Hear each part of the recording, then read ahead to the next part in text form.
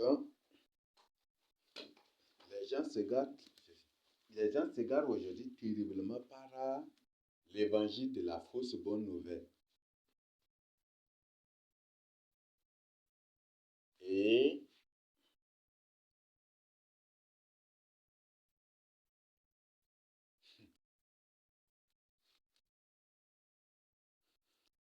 c'est bon. Bref, c'est ce que nous allons étudier. L'évangile de Christ n'a jamais du tout été l'évangile facile.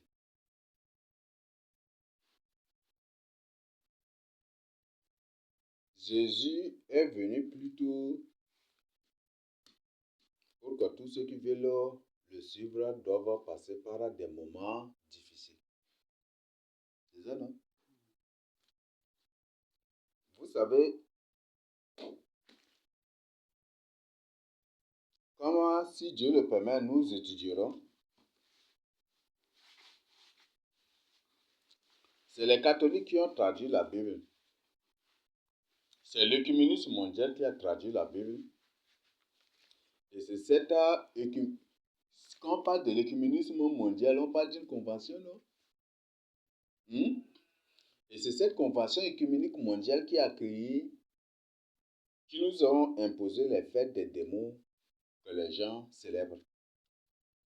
25 décembre, 1er janvier. Bon, ça ferait l'objet d'une étude publique à part entière après.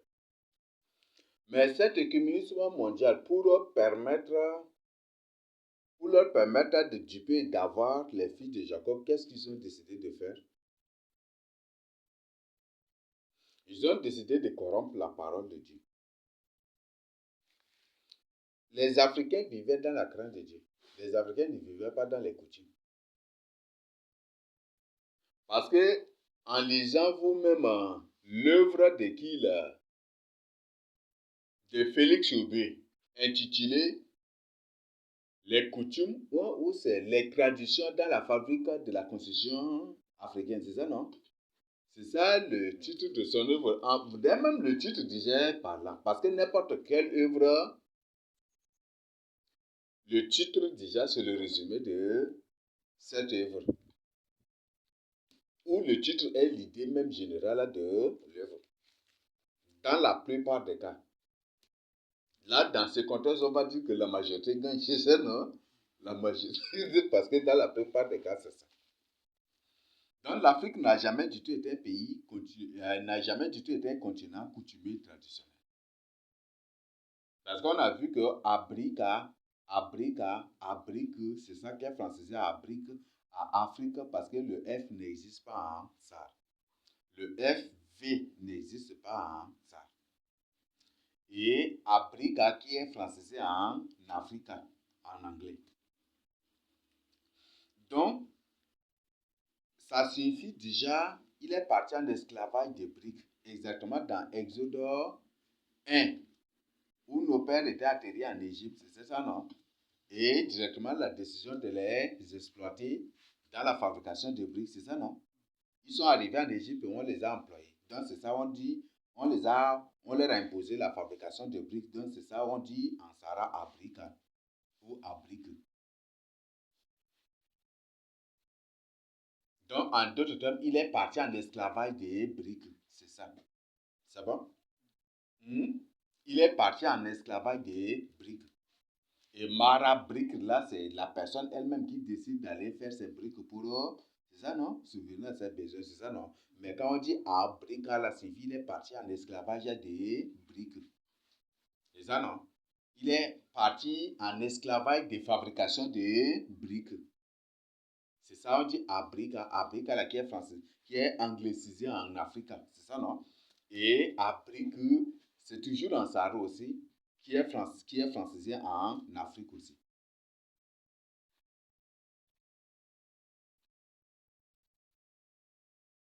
C'est bon? Et même si on voit même brique, même là, c'est un nom purement Sahara aussi. C'est exactement aussi ça. Si on voit brique, même, c'est pas un mot français. C'est un nom même Sahara encore. Là, Afrique, même si dit déjà, il est parti en esclavage des briques. Il est parti en esclavage de fabrication de briques. C'est ça ça le nom, c'est ça la signification d'Afrique ou Africa. C'est un nom purement sale. Donc, le nom de l'Afrique même prouve que l'Afrique, c'est le véritable Israël de la Bible ou Israël de la Bible ou Sahel de la Bible, c'est ça. Sahel, donc c'est ça. De la Bible. Donc, les coutumes n'ont jamais du tout été nos principes de base, jamais. Ni les traditions, mais plutôt la parole de Dieu. Et aujourd'hui, nous allons voir, voilà, ce que vous devez savoir. C'est le communisme mondial là qui a corrompu le livre d'Enoch. C'est la convention œcuménique mondiale qui a corrompu le livre d'Igis. C'est la convention œcuménique mondiale qui a corrompu le livre d'Enoch. C'est la convention œcuménique mondiale qui a corrompu le livre des guerres de l'Éternel. C'est la convention œcuménique mondiale qui a décidé de cacher la plupart des Bibles, la plupart des livres écrits par les véritables enfants de Dieu, serviteurs de Dieu, aux yeux du public, parce que ça les expose terriblement. Et ça expose ouvertement et de manière claire, très même limpide, la cause de la corruption de l'humanité et la cause des problèmes que rencontre l'Afrique. Ça, c'est la Convention œcuménique mondiale qui a décidé cela. Donc, et c'est cette même Convention œcuménique mondiale qui a traduit la Bible que nous utilisons.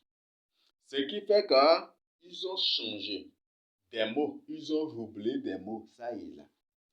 Parce qu'on est dans un monde de mots. C'est ça, non? On parle toujours en mots, c'est ça, non? Où il y a une personne qui parle sans mots, sans utiliser des mots.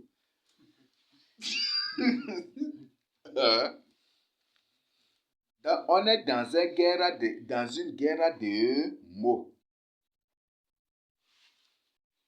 Et ce qui fait qu'en philosophie, et partout, il y a ces titres-là, ces sujets qui sont développés sur le langage. Quand vous avez appris ça, non? Et pour ceux qui, comme moi, ont mené beaucoup de recherches sur ça, ils vont avoir aussi plus d'informations sur ça. Dans le langage, c'est ça. Si tu te rappelles aussi de ce que tu avais appris, mais moi, j'avais beaucoup mené de recherches sur ça. J'avais lu beaucoup même d'œuvres sur ça aussi. Là, uniquement sur le langage. Là, vraiment, il y a beaucoup de choses. Et le premier livre qui parle de langage, c'est lequel? Le premier livre au monde qui parle du langage sur lequel les gens se sont inspirés aussi pour développer leurs idées sur le langage, sur les mots, sur les paroles. C'est lequel? C'est la Bible. C'est la Bible. C'est ça, non? Parce que la Bible est le premier à dire que les mots, que la langue, c'est un feu dévorant. Et le maudit a pris la Bible pour dire que les mots sont des pistolets chargés. C'est ça, non?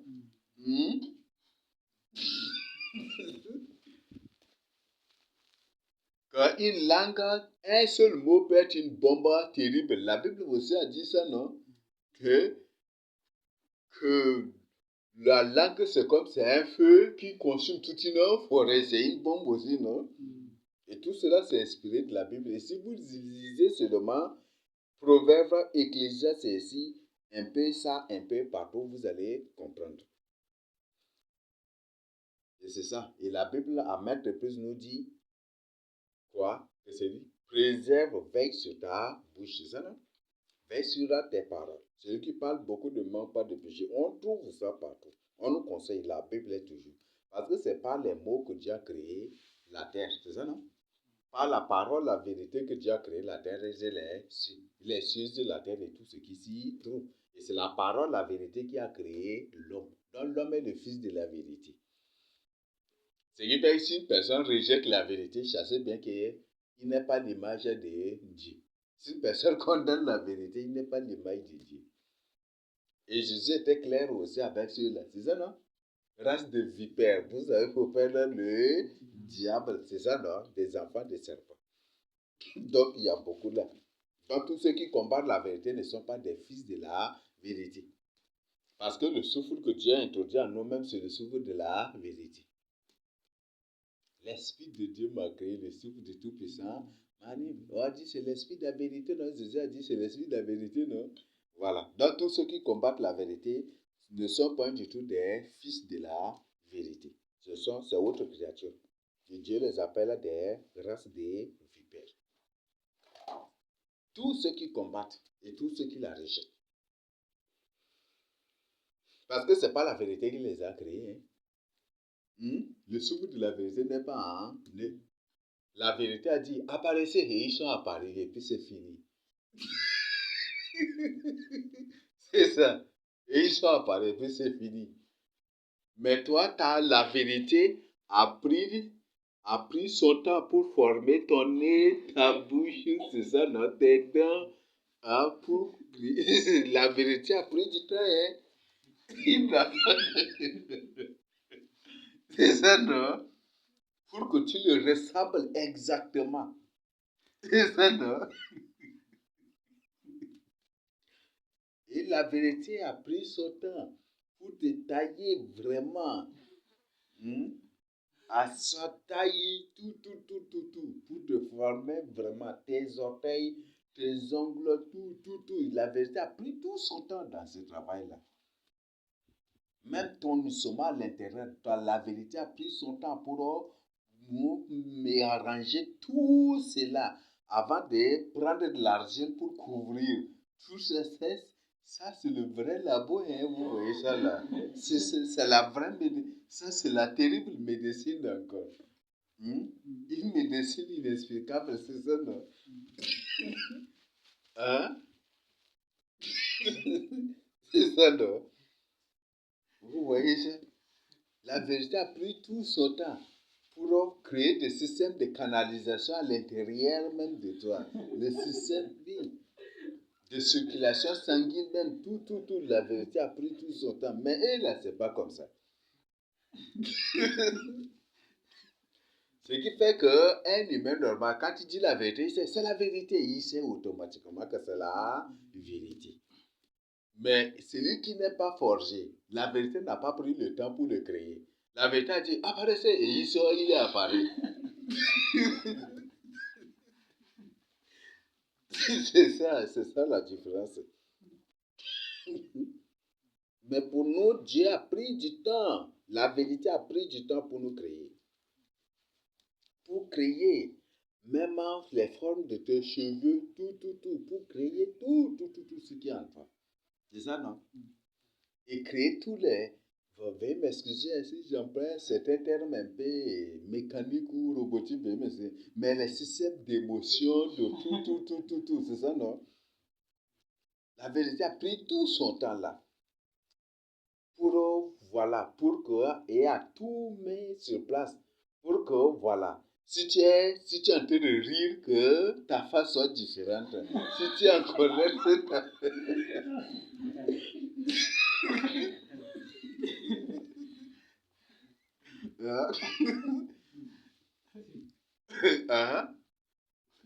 c'est ça, non? La vérité, nous a pris tout ce temps-là. Vous voyez, c'est un temps énorme.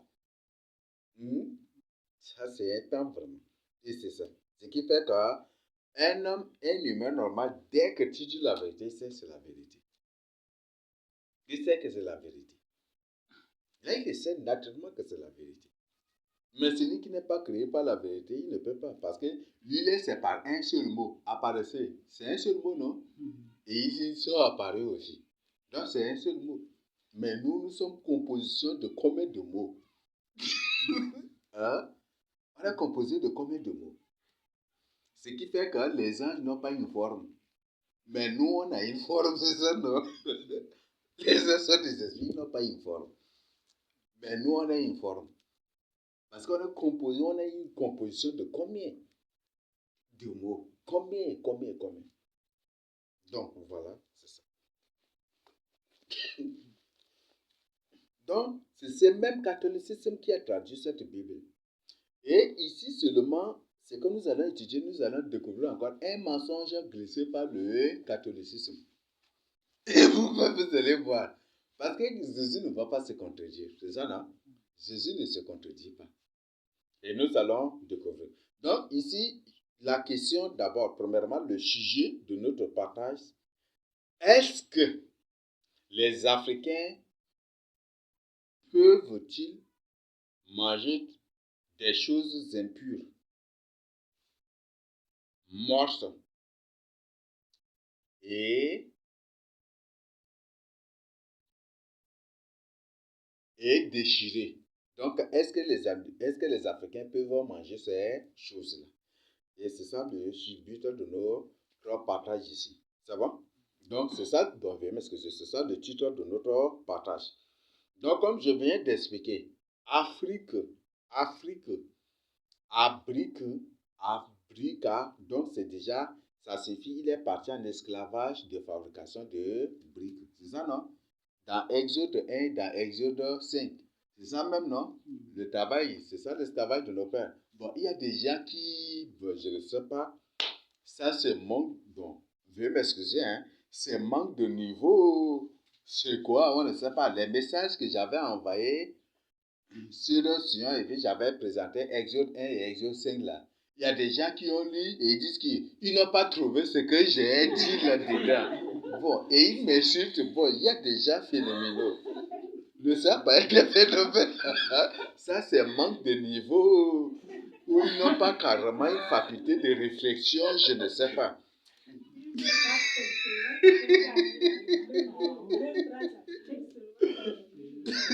Bon, ils ont une... Mais ils ont oublié que Jésus a toujours parlé en parabole et en sagesse pour que toi-même tu cherches à comprendre, non? Bon, les gens sont comment, on ne sait pas. Mais il y a des gens qui disent, qui m'insultent et ils disent, mais ce que j'ai dit là, les textes que j'ai dit là ne cadrent pas ce que j'ai expliqué ou ce que j'ai présenté. Bon, il y a des gens phénoménaux comme ça. Ça, on ne va pas parler de baisse de niveau, mais c'est manque de niveau. Ou soit, peut-être, c'est des gens qui sont créés par un seul mot. Ça se résume aussi à ce niveau. Ou soit, c'est des gens créés par un seul mot. Parce que là, on fait face vraiment à des trucs. Vous savez, quand même, j'enseignais ça et là, je trouve que les élèves les plus bavards, les plus orgueilleux, c'est les élèves qui ne connaissent rien du tout. C'est ce que j'ai toujours rencontré. Et avec Jésus-Christ ici, c'est la même chose. Une personne qui écrit bien en français, mais il ne comprend rien du tout. Une personne qui parle bien le français, mais il ne comprend rien du tout. Et là, ça fait peur, hein? Ça fait peur carrément. Et partout où j'enseigne là, c'est exactement les mêmes problèmes. Vous allez trouver les élèves les plus bavards, les plus injurieux. Et même la Bible a parlé, hein. Il parle de manière injurieuse des choses de ce qu'ils ignorent, c'est ça, non? Et de ce qu'ils connaissent comme des brutes. C'est ça même là. Même dans Jude, tout comme Pierre aussi a parlé de ça. Et je crois que les mêmes propos de Jude, tu trouves aussi dans Pierre, et c'est toujours comme ça. Et là, et toujours ces élèves, c'est des ignorants et des ignorants les plus absolus. Bon, ça, moi, je les appelle des tyrans ignorants. Ça, c'est des tyrans ignorants. Parce que là, pour eux, là, c'est autre chose carrément. Et c'est eux, là, ils ne connaissent rien, mais ils font comme s'ils connaissent beaucoup. Et c'est ça.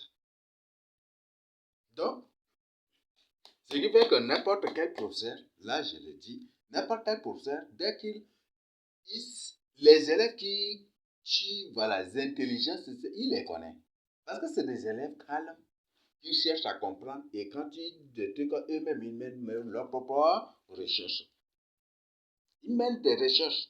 Pas des recherches dépendantes, mais des recherches indépendantes. Mais aujourd'hui, une grande personne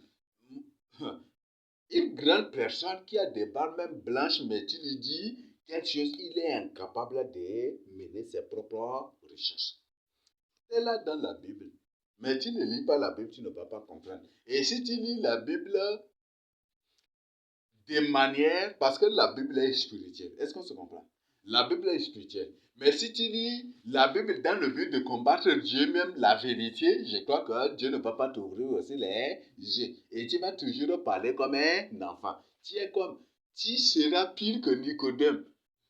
C'est ça, non? Jésus a dit, il faut que vous naissiez de nouveau. Il dit, comment ça? C'est ça, non? Comment une grande personne va entrer dans le ventre de sa maman? Je crois que Nicodème, il y a des gens qui raisonnent ici à plus pire que Nicodème encore. C'est pourquoi la Bible dit que les choses spirituelles sont une folie. C'est ça, non? Le fait que Jésus dise cela, là, Nicodème prend Jésus pour un fou. C'est ça, non? Il prend Jésus pour un fou. Parce que pour eux, lui, c'est une parole hors sens, c'est ça, non? Hors biblique même. Alors que c'est trouve la même chose. Donc, c'est nous le véritable peuple de Dieu. Et beaucoup de gens qui écoutent, avec lesquels on partage ces informations, au lieu de mener leur propre recherche indépendante, ils refusent de le faire. Alors, ça prouve quoi? Ça prouve que ce sont des ennemis des fils de Jacob. Et des gens qui ne veulent pas que les fils de Jacob découvrent leur véritable origine, de peur de les renverser. C'est ça, non? De peur de les renverser. Et il y a certains qui, terriblement encore, infernellement, disent que connaître notre origine ne contribue pas à notre salut. Ça, c'est terrible. D'ailleurs, même si on prend un peu, veuillez m'excuser, on prend même dans leur contexte de civilisation. Qu'est-ce que même en civilisation on nous enseigne? Et qu'est-ce qui est écrit même en civilisation? Ce qui tue un peuple, c'est la perte de son origine, c'est ça, non? Hein? C'est ça, non? Bon, il y a des gens, et ils se font des grands connaisseurs des grandes origines, mais ils ne savent pas. Mais ici, aujourd'hui, c'est parce que la parole de Dieu est prêchée à l'envers. Ce qui fait que beaucoup des Africains atterrissent en enfer sans le savoir. On a vu par rapport aux boissons. Maintenant, là, vos yeux sont ouverts, non? Mais il y a des gens qui vivent dans cette ignorance. Croyant qu'en faisant, en utilisant Baron de Madrid pour faire la Sainte Seine, ils sont sûrs de leur salut. Alors qu'ils sont en train de faire sortir du fumée ou des fumées des narines de Dieu contre eux-mêmes. Et ils ne savent pas. En d'autres termes, ils ne savent pas qu'ils sont tous sous la colonne de Dieu. Et qu'ils sont en train de demander à Dieu, Dieu, si tu es homme là, tape-moi, tape-moi. Et c'est en sortant comme ça. Il y a des gens qui boivent et pour eux, ils sont sûrs de leur salut. C'est terrible. Par exemple, pour le cas de JA, vous voyez, les gens portent des caleçons. C'est ça, non? La Renaissance est venue pour remplacer le mot caleçon par culotte. Et aujourd'hui, pour confirmer cela, ils ont créé autre chose. Ça, en anglais, là, on l'appelle slip, non? Bon. Et ils ont créé autre chose qui est très petite ici seulement pour que les gens portent, pour croire que c'est ça caleçon. Et ce qu'ils portent ici, ce n'est pas, que ça, c'est pas caleçon, mais c'est plutôt culotte. Mais ça, c'est faux. La Bible dit, Dieu, le créateur incréé, appelle ça caleçon. Les culottes que les gens apportent là, Dieu appelle ça le caleçon. Et comme des pasteurs qui restent avec des caleçons à la maison, devant leurs enfants. C'est ça, non? C'est ça, non? Et un pasteur, même si peut-être il dort là où il y a le sanctuaire, peut-être il est logé au sein de l'église. Et combien de fois il entre avec caleçon dans le temple de Dieu? Et ça, Dieu a condamné ça. Dieu a dit à Aaron de ne point de faire ça. Et ça, non? Ils sont sous la colère de Dieu. Et les GIA encore, la GIA encore, il y en a là.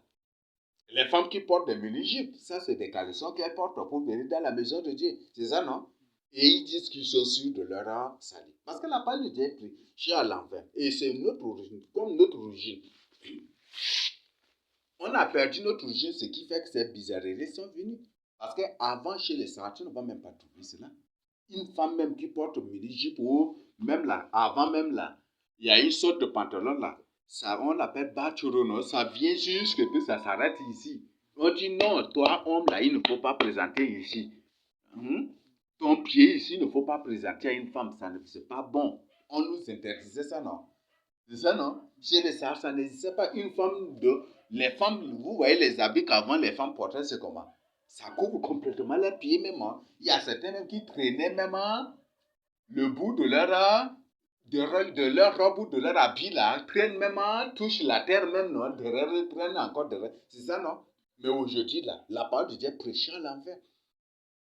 Et on entend de voir, et comme ils prêchent à l'envers, eux-mêmes ils conduisent les gens au péché, ils disent qu'ils sont sûrs de leur salut. Mais moi, là, déjà, ça fait comprendre que c'est des gens qui sont créés par un mot. Parce que des gens qui réfléchissent, même il y a des gens, on a des passages qui jusqu'à aujourd'hui là, ne veulent point du tout ces pratiques dans l'église de Christ. Et voilà, c'est ce que nous vivons. Dans la parole de Dieu est prêchée à l'envers. Et ce qui fait qu'aujourd'hui, les Africains meurent. Une personne qui mange des chiens, et il dit que ce n'est pas ça que Dieu voit, mais Dieu voit son cœur. C'est ça, non? Mais il a oublié. Vous voyez, il emploie que Dieu ne voit pas les cerfs, mais Dieu voit le cœur. C'est ça, non? Mais c'est même Dieu qui a dit, c'est du cœur aussi qu'il faut des choses qui suivent l'homme. C'est ça, non? Manger les chairs, ça ne suit pas l'homme. Est-ce que ça ne suit pas l'homme? Bon. Et on va découvrir ici bibliquement. Et il n'y a aucun verset dans la Bible qui nous permet de manger des choses impures. Ça n'existe pas. S'il y a ces versets, c'est des versets qui sont mal compris par des gens. Parce que Dieu m'a permis d'étudier les mots. Et moi, j'étudie les mots et j'ai fait des analyses des choses. Il n'y a aucun verset qui parle de ça, n'existe pas. Soit c'est les catholiques qui ont glissé le mensonge, ou soit dans le même chapitre que la personne tire ce mot, dans ce même chapitre aussi, vous allez trouver que par la suite, la personne vient pour le corriger. Et c'est pas bon, c'est ça, non? C'est ça, non? Tout est bon, mais il ne faut pas manger pour scandaliser les gens. C'est ça, non? C'est pour dire que c'est déjà condamné, non? Hein? Il ne faut pas que pour une nourriture, tu scandalises une âme. Je crois que c'est clair déjà, non?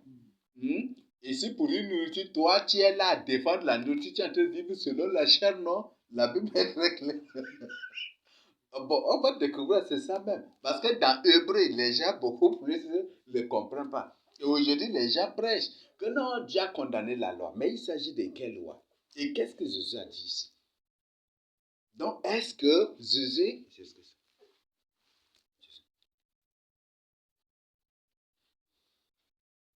Est-ce qu'un Africain peut manger des choses, des animaux morts ou des choses mortes? Est-ce qu'un Africain peut manger des choses impures? Est-ce qu'un Africain peut manger des choses abominables, interdites par Dieu? Est-ce que Jésus a véritablement aboli la loi pour les Africains? C'est ce que nous allons étudier ensemble. C'est bon? Parce que Afrique signifie déjà, il est parti en esclavage. L'esclavage de fabrication de briques. Donc là, je crois que c'est très clair qu'on est le véritable peuple de Dieu. Il y en a. Et tout au long, c'est depuis 2022, non? Ou 2021 ou 2022, le Seigneur ne fait que nous présenter des preuves jusqu'au jour. Voilà. Qu'une personne nous lise Matthieu 5, verset 17 à... Voilà. Veuillez m'excuser, 17, et je vais ajouter le verset 18, parce qu'il y a des gens aujourd'hui qui se consolent un peu par ces versets-là. Et on va étudier ensemble si ce n'est pas un mensonge glissé par les catholiques. Parce que verset 19 dit, si celui-là qui supprime une partie, c'est ça, non? Une partie de la loi pour enseigner aux autres de faire de même, cette personne sera appelée le plus petit. Donc même s'il prêche de fausseté, même là, il est sûr de son salut. Est-ce que cela est venu vraiment de son... Parce que versets 17 et 18 sont clairs. Et comment Jésus vient pour contredire? Il c'est un seul, même le iota. Le iota, c'est le poignet sur le i. Même de ça que Dieu ne va pas retrancher. Alors, vous voyez ça? C'est un mensonge œcuménique. C'est un mensonge, veuillez m'excuser, un mensonge conventionnel et œcuménique pour duper avoir les gens. Et pour présenter ici Jésus comme une personne qui se contredit. C'est ça, non? On va lire pour découvrir ensemble. Qui va nous lire ça?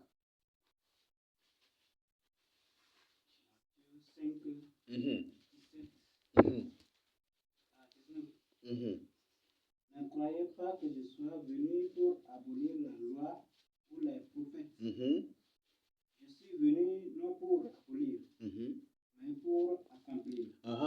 Aujourd'hui, les prophètes là, dans la Bible, ils prêchaient beaucoup plus pour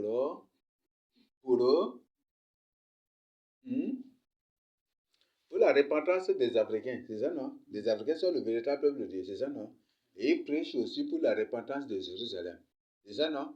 Et ils demandent toujours aux gens de prier pour Jérusalem. C'est ça, non?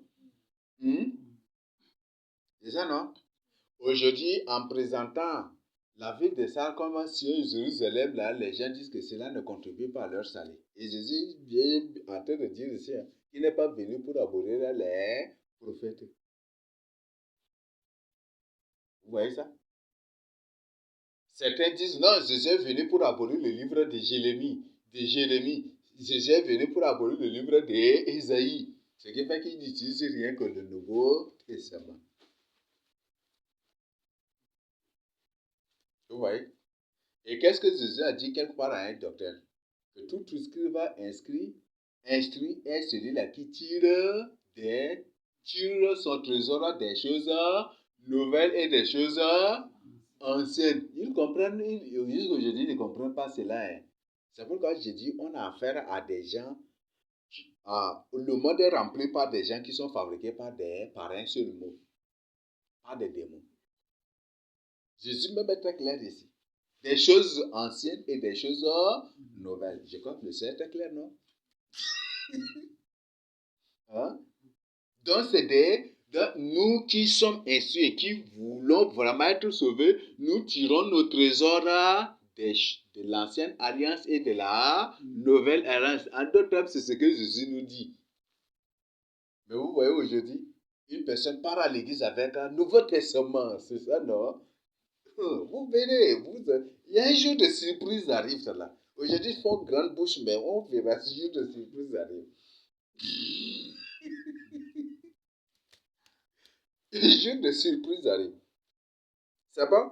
Donc, Jésus dit, ne croyez pas que je suis venu pour abolir la loi. C'est ça, non? Même si on n'applique au contexte des véritables fils de Jacob, je crois que c'est clair, non? Je viens ici. Tous ceux qui, après que le Seigneur nous expose la véritable Sion et Jérusalem de la Bible, qui refusent de croire, mais qui continuent par prier pour Israël, pour Jérusalem du Moyen-Orient, sont sous la malédiction. Sont tous sous la malédiction. Est-ce qu'on se comprend? Ils se moquent de Dieu. Oui, ils sont tous sous la malédiction. Bien que c'est une partie de l'Afrique qui est détachée de là-bas, mais prions pour la véritable Sion de Jérusalem ici. Voilà, nous continuons. Car, je vous le dis en vérité, tant que le ciel et la terre ne passeront point, tant que le ciel et la terre ne passeront point, écoutons bien. Il ne disparaîtra pas de la loi un seul iota ou un seul trait de lettre. Un seul trait de lettre. Jusqu'à ce que tout soit arrivé. Jusqu'à ce que tout soit arrivé. C'est clair, non? Maintenant, ce Jésus qui parle ici, au verset 19, il se contredit. Je crois qu'il y a un problème, non? Il se contredit ici. Je crois que c'est un mensonge de l'œcuménisme mondial glissé ici, pour contredire Jésus. Parce qu'il dit, celle-ci t'écrasera la tête et tu lui blesseras le talon. Et aujourd'hui, ce verset-là est glissé dans le but d'amener les gens à marcher par leurs orteils. C'est ça, non? Et les gens marchent par leurs orteils. Ce qui fait qu'aujourd'hui, ils sont tous malades spirituellement, que physiquement même aussi. Donc, le verset 19. 19. Celui donc qui supprimera l'un de ses plus petits commandements. Là, déjà, c'est une contradiction, non? Jésus dit que tant que le ciel et la terre ne passeront, un seul trait de sa loi ne sera retiré. C'est ça, non? Et ici, ce mensonge est glissé. Que celui qui supprime seulement, il y a un problème. Et qui enseignera aux hommes à faire de même, sera appelé le plus petit dans le royaume des cieux. Vous voyez ça? C'est un mensonge. Ça, c'est un mensonge. Bon, on prend. Parce que les gens disent qu'il n'y a que 10 commandements. Mais ce n'est pas 10 commandements. C'est 300 quelques même commandements. Parce que Dieu est en train de citer les commandements que les peuples avaient fait. Et ils ont dit à Dieu, parle à Moïse pour nous transmettre et on fera tout ce que tu nous demanderas. Ce qui fait que Dieu dit, oh, si c'est comme ça, retournez, je vais transmettre maintenant les autres choses à Moïse. C'est ça, non? C'est pas dit seulement les 10 commandements. Maintenant, on vient à leur contexte des 10 commandements seulement. Et, par exemple, si par exemple les 10 commandements, parmi les 10 commandements, quel est le plus petit des commandements? Que si en supprimant, Dieu ne va pas te punir et tu vas être le plus petit aussi dans le ciel. Hein? Non, maintenant c'est un critère, c'est un critère. Parce que ces mêmes critères, j'avais posé pour comprendre, pour vérifier le livre d'Enoch, le livre du juste, pour découvrir les mensonges qui se trouvent. Et c'est ces mêmes critères que j'ai établi. Je me suis établi. Ça fait partie de mes critères à moi, donc je garde ici. Je ne vais pas vous les présenter. Donc ces mêmes critères, moi, je me suis établi, j'ai établi ces mêmes critères pour vérifier le livre de Luc, pour vérifier le livre des Jean, pour vérifier c'est avec les mêmes critères.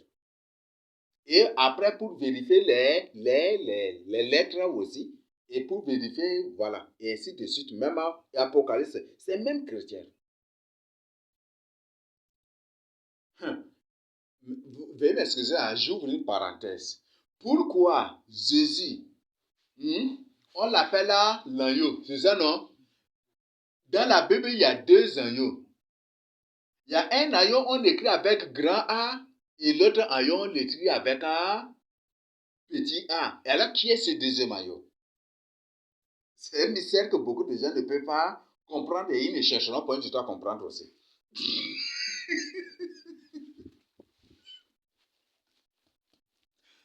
C'est un mystère biblique que beaucoup de gens de peuple, ils sont dans le foule, ils ne comprennent pas jusqu'aujourd'hui. Et Dieu ne permettra pas du tout aussi qu'ils comprennent cela. De peur qu'ils ne les guérissent, c'est ça. Pourquoi agneau, Jésus, on écrit avec grand A, mais on trouve agneau, mais l'autre agneau c'est avec grand A et l'autre agneau c'est avec un petit A. Les gens jusqu'aujourd'hui, il y a des gens qui ne sont pas investis pour chercher à comprendre qui est ce deuxième agneau là. Ils n'ont pas cherché à comprendre. Et pour eux, ils sont en train d'attribuer à Jésus, mais Jésus n'est pas petit agneau, il est grand agneau. Jésus n'est pas un petit agneau, il est plutôt grand agneau.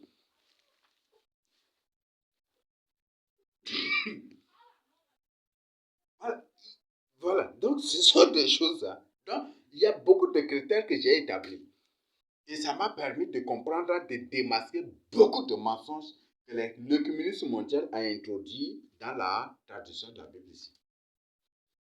Beaucoup de mensonges. C'est bon?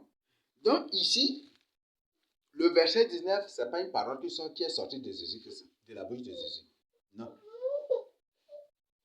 Parce que le verset 17 et 18 sont clairs. C'est ça, non? Si on prend seulement en dehors des 300 autres commandements, En dehors des 300 autres commandements, on prend seulement les 10 commandements, les 10 premiers, et qui résument aussi certains. Par exemple, on prend ces 10 commandements-là, lequel tu vas retrancher et être sauvé? Non, c'est une question qu'on se pose. Tu ne commettras pas d'adultère. Bon, tu dis non, ça commettre l'adultère, c'est un petit péché. Donc, j'enlève ça, je me mets à prêcher l'adultère et voilà, on se livre à l'adultère. On sera sauvé. Tu ne déroberas pas. On dit non, voler un peu là, ce n'est pas du péché. Et on se met à voler, on sera sauvé. Je crois que cette parole n'est pas sortie de la bouche de Jésus. C'est un mensonge glissé par le catholicisme ici.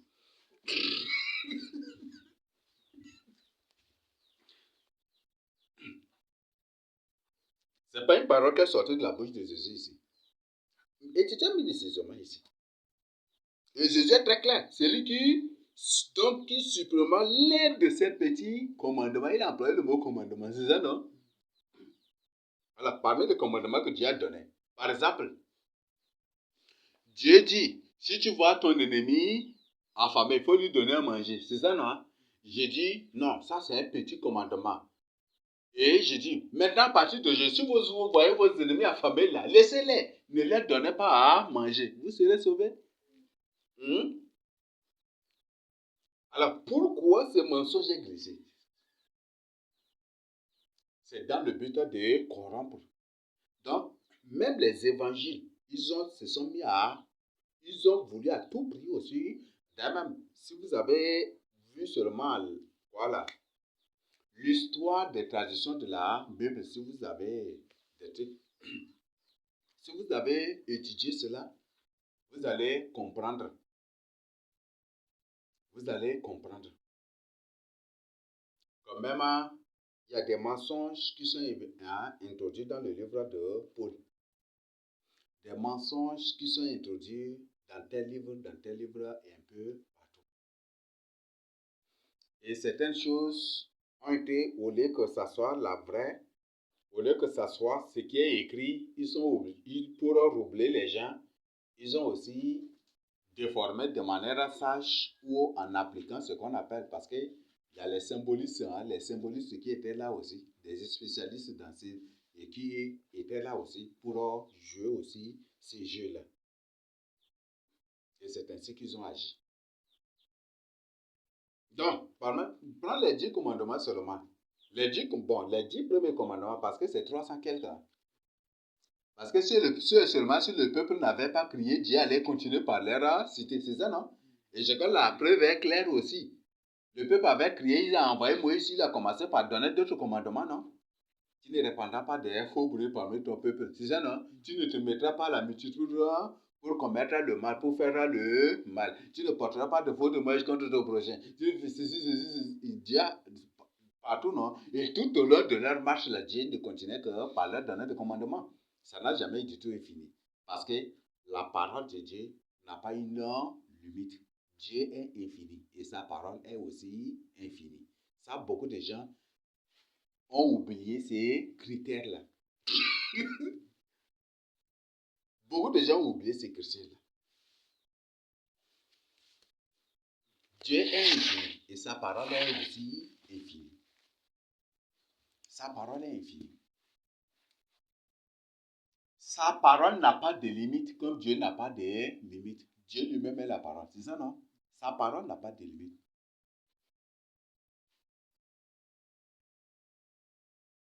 Sa parole n'a pas de limite. Et sa parole n'a pas du tout aussi d'époque. C'est pour ça qu'on dit Jésus est le même hier, aujourd'hui et éternellement. Quand aujourd'hui tu prêches la parole de Dieu, les femmes ne doivent pas porter les mèches, les gens. Ça là c'est avant, Notre époque là, c'est ça, non? Ce sont des ennemis de Dieu, des ennemis de la vérité. En d'autres termes, c'est des gens qui contestent avec Dieu. C'est ça, non? Ils sont des vases qui contestent avec leur créateur, leur potier. C'est déjà fini? Mais Oui. celui qui les observera. Mhm, Et qui enseignera à les observer, mhm. celui-là sera appelé grand dans le royaume des cieux. Ce verset 19, c'est un mensonge glissé par le catholicisme.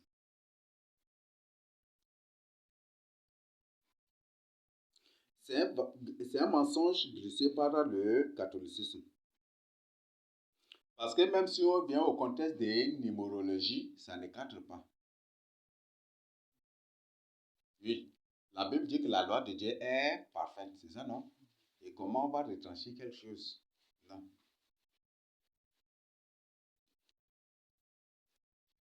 Même les prophètes comme Jérémie, Isaïe, Ézéchiel, partout disent que celui qui écoute la parole de Dieu, qui la transmette fidèlement, qu'on n'y ajoute rien, qu'on n'y retranche rien. C'est ça, non? C'est ça, non? Par exemple, on passe sur ce critère. Il dit, celui qui retranche quelque chose. C'est ça, non? Maintenant, on vient alors un peu, vous voyez, parce que là, je présente ça dans leur contexte. On lit Apocalypse 22. Je crois que Jésus-Christ ne va pas se contredire. Apocalypse 22.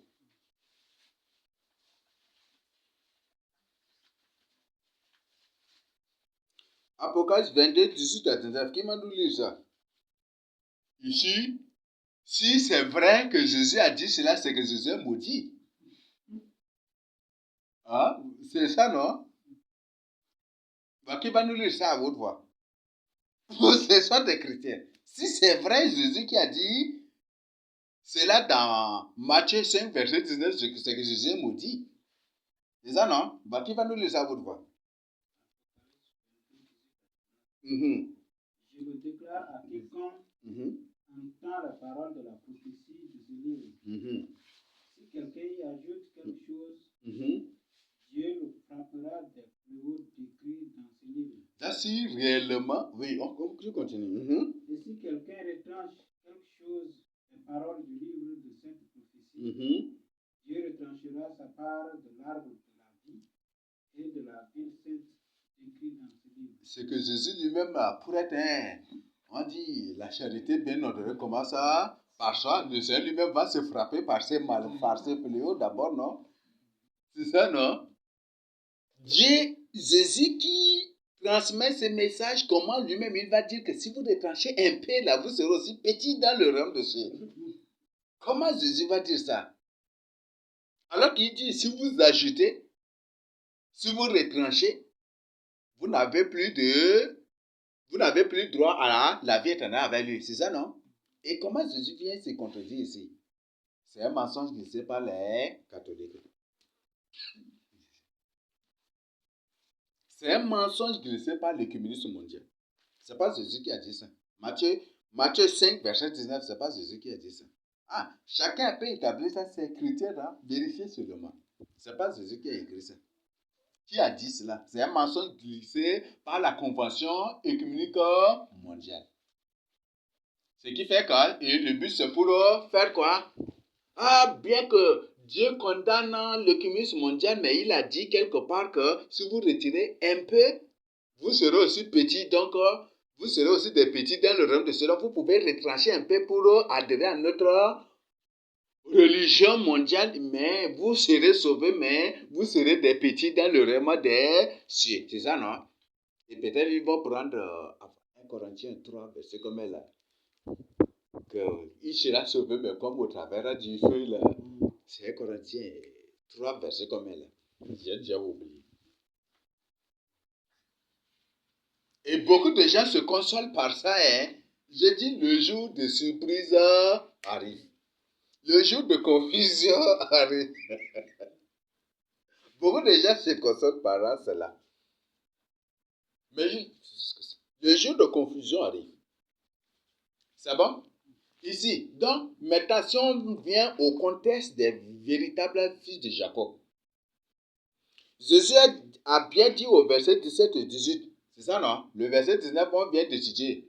Par cette critère, on a trouvé que ce n'est pas une parole qui est sortie de la bouche de Jésus. Parce que c'est véritablement sorti de la bouche de Jésus, on va dire que Jésus n'est plus la vie éternelle. C'est ça, non? Hein? Parce que la charité bien ordonnée commence par soi-même. C'est ça, non? Vrai ou faux? Alors, si c'est réellement Jésus qui a dit cela, c'est qu'il a contredit sa parole. Et il dit quelque part, si quelqu'un agit ou retranche cette personne-là, n'a point du tout droit à la vie éternelle. C'est ça, non? Et comment lui-même il va dire, retirez un peu, et vous serez des petits au ciel. Non, ça, Jésus n'a pas dit ça. C'est un mensonge glissé par le commissaire mondial. Et le but, c'est, ils ont fait cela dans le but de déformer la parole de Dieu, de corrompre la parole de Dieu, pour que les gens marchent à l'envers, pour que les gens marchent par leur talent, tel que c'est décrit tel que c'est dit aussi par Dieu lui-même dans Genèse 3. C'est ça, non? Ou c'est Genèse 4 d'abord? C'est 4, non? Ah, c'est 3. 3, comme ça. Voilà. Ici, donc, c'est clair que les Africains ne doivent pas du tout manger des choses impures. Jésus n'est pas venu pour abolir la loi. C'est ça, non? On va voir dans Hébreu 9, quelle est cette loi que Dieu a abolie. Hébreu très clair. Hébreu très clair que Jésus est venu pour mettre fin aux lois de sacrifice des animaux. Et tout le livre d'Hébreu ne traite rien que ce sujet-là. Des sacrifices. Des sacrifices. Nous n'avons point besoin d'autres sacrifices que celui de Jésus seul. Et quand on va entrer là où on va voir. Donc, il est clair ici que Jésus n'est pas venu pour abolir la consommation, pour abolir la loi qui condamne la consommation des animaux impurs, des animaux morts, des choses abominables, des choses déchirées. Jésus n'est pas venu pour abolir cette loi. C'est clair ici. Donc, tout Africain, israélite ou israélite, oui, israélite, israélite, ou tout Africain doit obligatoirement s'abstenir de consommer, de manger des choses impures. Ça le suit. Il n'y a aucun verset. Beaucoup, pas pour les insulter, mais beaucoup d'ignares et d'ignorants se basent sur le rêve que Pierre a reçu. Mais c'est même Pierre qui a reçu son rêve, il a donné l'explication de son rêve. Que les animaux impurs qu'il a vus, ce ne sont pas des animaux impurs, mais c'est plutôt les peuples païens, avec lesquels eux, les Juifs, nous ne devons pas avoir des relations avec eux. C'est ça, non? Et que c'est ces peuples-là, ces païens-là, que Dieu les a symbolisés par des animaux impurs. Et qu'à partir d'aujourd'hui, on ne doit plus les considérer comme des êtres impurs, des humains impurs. C'est ça, non? C'est ça, non? Et c'était ça. Mais aujourd'hui, il y a des gens qui veulent imposer à Pierre la compréhension de son rêve. Non, Pierre, c'est que tu as reçu là. Ce n'est pas les peuples païens, c'est les animaux impurs là que nous devons manger. C'est ce qu'aujourd'hui, ces enfants de serpents, ces races de vipères sont en train de faire. Et si Pierre est là, ils vont tous se ramasser pour venir attraper le col de Pierre. C'est ça la signification de ton rêve. Ils vont lui... C'est ça la signification de tes rêves.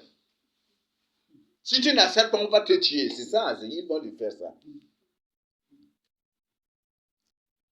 Une personne qui a reçu un rêve très clair, il a compris.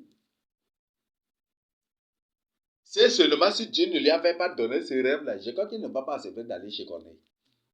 C'est clair même. Et dès qu'il était entré chez Corneille, c'est ça qu'il a commencé par dire, non? C'est ça, non? Pas relatif. Vous savez qu'entre vous et nous, les Juifs, il n'y a pas de relation. C'est ça, non? Et certainement, il parlait en tremblant parce qu'ils savent que si c'est un Juif qui est chez un païen, là, je crois qu'il est en train de parler même en tremblant de peur d'être lapidé par les autres Juifs. Même quand il était rentré, les autres lui ont fait des problèmes, non? Pourquoi tu es parti chez un païen, tu as mangé? C'est ça, non? C'est ça, non? Tu as bu, tu as mangé. Tu as passé même la nuit chez eux. C'est ça, non? C'est pasteur d'aujourd'hui. Si Pierre revient pour dire et qu'il confirme que ces pierres-là, ils vont tous venir l'attraper au col pour lui imposer la compréhension du rêve de la vision de Pierre. Pierre, toi tu as menti. Ton rêve là signifie qu'on doit manger des animaux impurs. C'est pas des païens que Dieu parle. Et ils vont dire, c'est toi qui as corrompu la parole de Dieu par tes faux rêves là. Ils vont lui dire ça encore.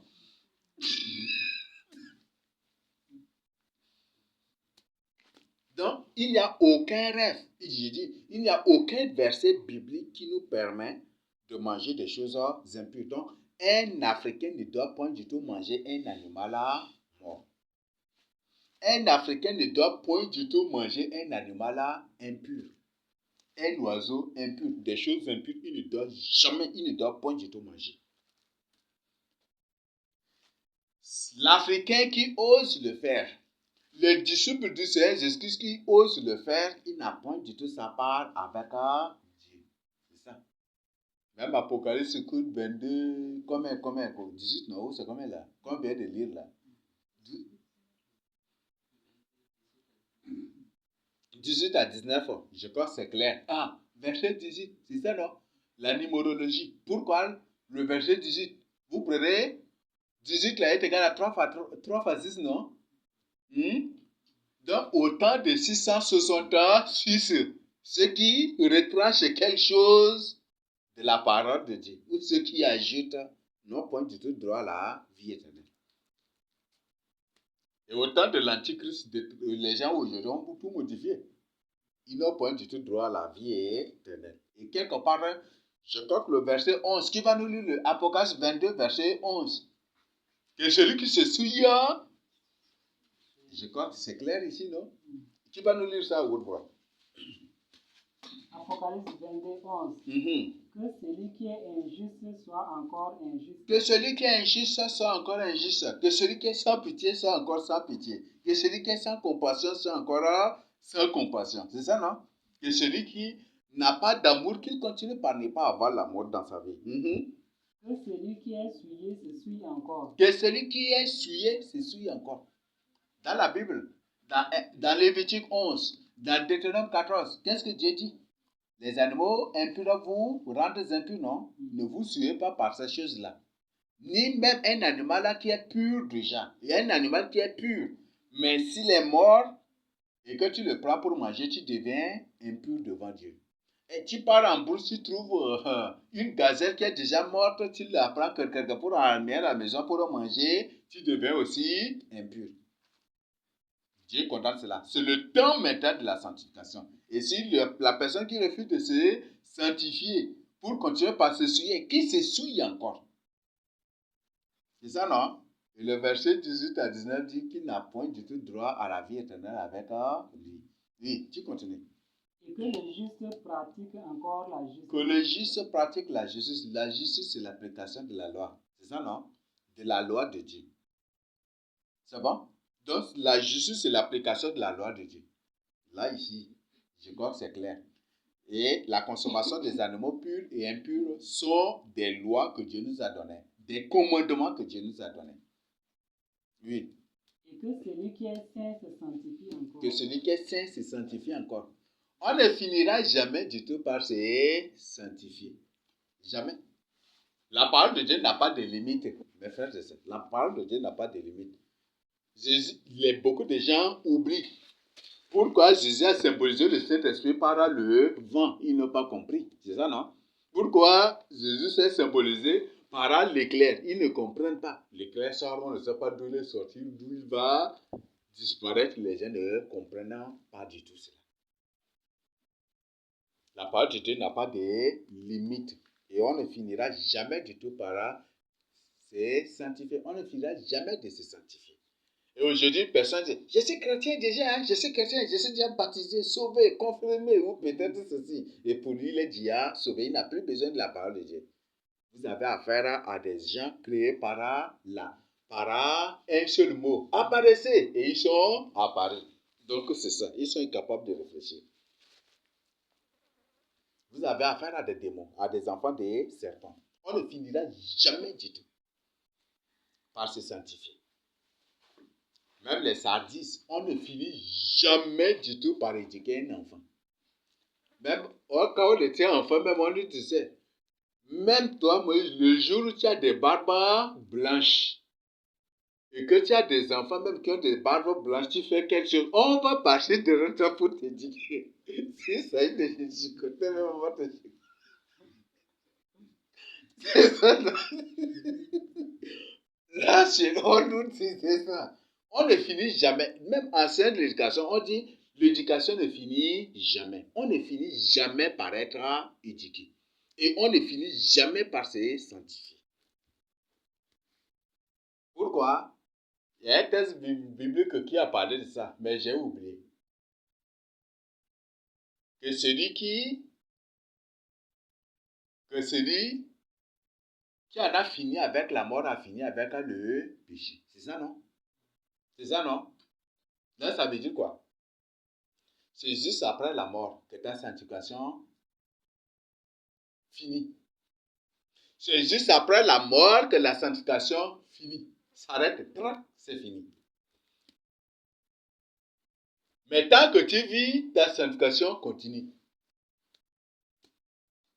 Parce qu'il y aura toujours de nouvelles choses que tu vas découvrir.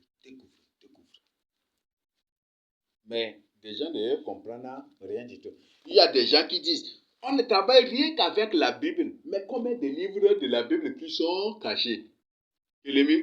Bon, ces gens-là, certainement, quand le pape les écoute, là, il va beaucoup se moquer d'eux. Il va beaucoup les rire même. Combien de livres précisés même dans la Bible ici qu'on ne trouve pas dans cette Bible que nous avons?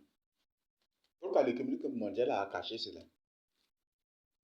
Il y a combien même d'écrits? Combien de choses vers lesquelles la Bible nous oriente? La prophète nous oriente, mais on ne trouve pas ici. Pourquoi le communisme mondial a caché cela? Vous croyez qu'ils n'ont pas trouvé? Vous croyez qu'ils n'ont pas les manuscrits de ces choses-là? Ils en ont. Mais pourquoi ils n'ont pas introduit ici? Pourquoi ont-ils décidé de ne pas du tout traduit pour introduire ici dans la Bible?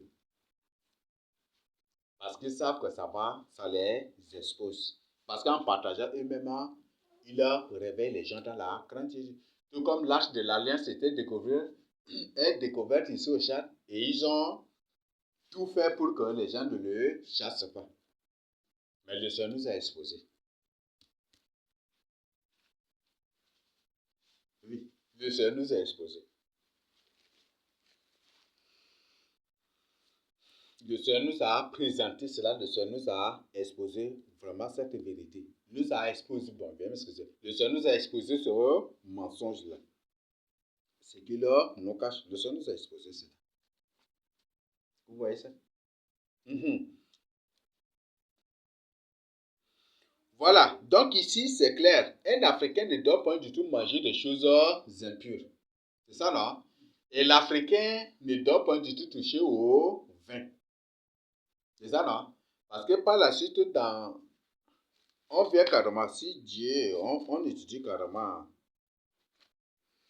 Hébreu 9. Qui va nous lire Hébreu 9 là? Tout véritable enfant de Dieu ne doit pas du tout manger des choses impures. Tout Africain, parce que l'Africain est le véritable peuple de Dieu, ne doit pas du tout toucher à ces choses-là, aux choses impures. Jamais du tout.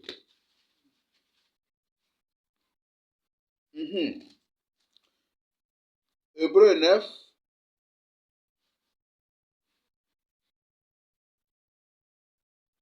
Bon, veuillez m'excuser. Bon, que la personne nous lise du verset 1 jusqu'au verset 10.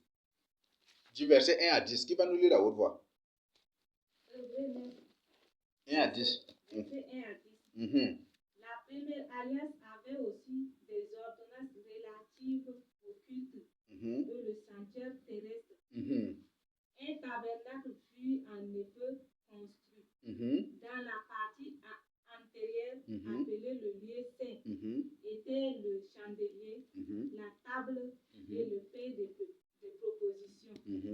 Derrière le second voile se trouve la partie du tabernacle appelée le Saint des Saints, renfermant l'autel d'or pour les parfums et l'arche de l'alliance entièrement recouverte d'or. Mhm, Il y avait dans l'arche une vase d'or mhm, contenant la manne, mhm, la verge d'Aaron, mhm, qui avait fleuri, mhm, et les tables de l'Alliance. mhm, Au-dessus de l'arche étaient les chérubins de la gloire, mhm. couvrant de leur ombre Jesus. les propitiatoires. Le propitiatoire. Mhm, Propitiatoire. mhm, Ce n'est pas le moment de parler en détail là-dessus. mhm, Or, ces choses étant ainsi disposées, mhm. les sacrificateurs qui font le service entrent en tout temps dans la première partie du tabernacle Dans le sein. Mhm. et dans la seconde du souverain sacrificateur. Et dans la seconde, le souverain sacrificateur seul entre une fois par an. Une Mhm, fois par an, mhm, non sans y porter du sang mhm, qu'il offre pour lui-même mhm, et pour les péchés du peuple. mhm, Le Saint-Esprit montrait par là que mhm. le chemin du lieu très saint n'était pas encore ouvert. Voilà, je vous ai dit que nous sommes le peuple très saint de Dieu. C'est ça, non? C'est ça, non? Parce que quand Jésus était mort sur la croix, le voilà qui séparait le lieu saint du lieu très saint était déchiré. C'est ça, non? Et l'accès au lieu très saint est possible. Ce qui fait que Dieu a fait de nous, qui sommes sa maison, faite de sa propre main, son lieu saint des saints, son lieu parfait. Ce qui fait que dans Matthieu 5, verset 48, il dit, soyez donc parfait comme votre Père céleste est parfait. C'est ça, non? Mhm. Nous continuons. Tant que le premier tabernacle subsistait, Mhm, c'est une figure pour le temps mhm, actuel mhm, où l'on présente des offrandes mhm, et des sacrifices qui ne peuvent rendre parfait sous le rapport de la conscience celui qui rend le culte mhm. et qui, Voilà. Je crois que vous comprenez, non? Donc, les sacrifices des animaux, avec ces rituels, ne peuvent pas ôter le péché. C'est ça, non? Ce sont des lois faibles, vulnérables, charnelles. Et c'est une loi momentanée. Même la Bible dit que c'est une loi perpétuelle. C'est ça, non? Donc, ce qui est perpétuel est appelé à disparaître un jour. Et à appelé à être remplacé par autre un jour. C'est ça, non? Donc, c'est ça. Mhm, et qui, avec les aliments, mhm, les boissons mhm, et les diverses ablutions, mhm, étaient des ordonnances charnelles mhm. imposées seulement jusqu'à une époque de réformation. Une époque de réformation. Ça a commencé avec qui? Avec Jésus-Christ. Jésus-Christ qui est venu par son sacrifice a fait cette réformation. C'est ça, non? C'est ça, non? Oui. Bibliquement, on appelle Jésus-Christ transformateur. Et ça vous fait comprendre automatiquement que le transformateur que nous avons aujourd'hui est bel et bien l'Antichrist. Bibliquement, on appelle Jésus-Christ aussi le réformateur. C'est ça, non? Et les premiers réformateurs, les transformateurs sont des antichrists. Voilà. Donc, c'est la loi des sacrifices des animaux que Jésus est venu pour abolir parce que c'est des lois qui ne peuvent rendre point du tout une personne parfaite. Jamais du tout. Et cette loi des sacrifices des animaux est accompagnée par ces rituels, par ces aliments, est accompagnée par des choses comme les aliments, les boissons et les diverses ablutions. C'est ça, non? Mais on dit que ce sont des ordonnances charnelles. Ici, déjà, c'est une preuve dans Hébreux 9, verset 10, que tous ceux qui boivent l'alcool sont des gens charnels. Et dans Romains 8, qu'est-ce que la Bible dit? Ne vivez pas selon la chair, car ceux qui vivent selon la chair sont ennemis de Dieu. Donc, en d'autres termes, ceux qui boivent sont tous des ennemis de Dieu. Et ceux qui se mettent à manger des choses impures au nom de Dieu sont tous des maudits et des ennemis de Dieu. Et comme tous les maudits sont des ennemis de Dieu, c'est ce qu'ils sont. Vous voyez, c'est cette loi de sacrifice que Jésus est venu pour abolir. C'est cette loi de sacrifice des animaux dont le sang ne peuvent ni ôter nos péchés, ni rendre nos consciences pures devant Dieu. C'est ça, c'est cette unique loi, c'est cette loi-là que je suis venu pour abolir. Avec ces ablutions, avec ces autres ordonnances, c'est tel que les ablutions. C'est laver les pieds avant d'entrer dans l'église de Christ, c'est ça, non? C'est laver les mains avant d'entrer dans l'église de Christ. C'est laver les mains, même Jésus, mettre plus à manger sans se laver les mains, c'est ça, non? Et les autres ablutions. Donc, ce sont ces choses-là que Jésus est venu pour abolir. Parce que c'est lié, c'est ensemble, la loi même de l'alcool aussi. Donc, Dieu a imposé l'alcool, Dieu a permis momentanément, perpétuellement l'alcool dans l'ancienne alliance. Mais quand il est venu pour réformer, il a tout renforcé maintenant.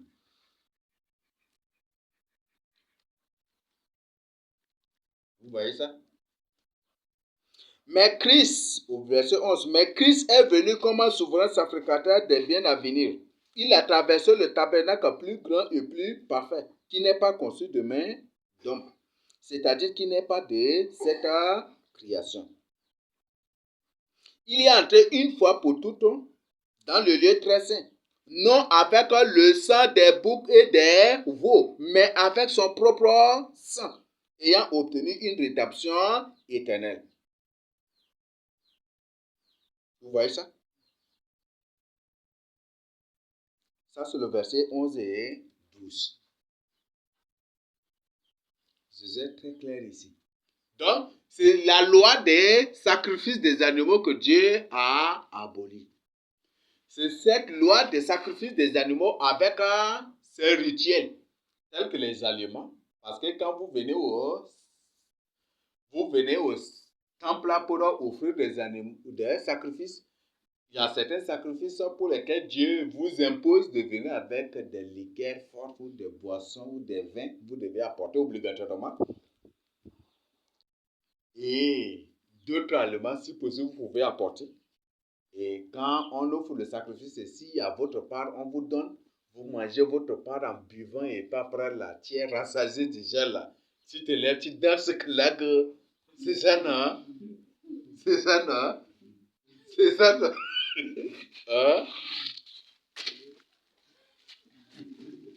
Ah, mais tu bois, tu es ivre déjà, tu vas danser seulement, non?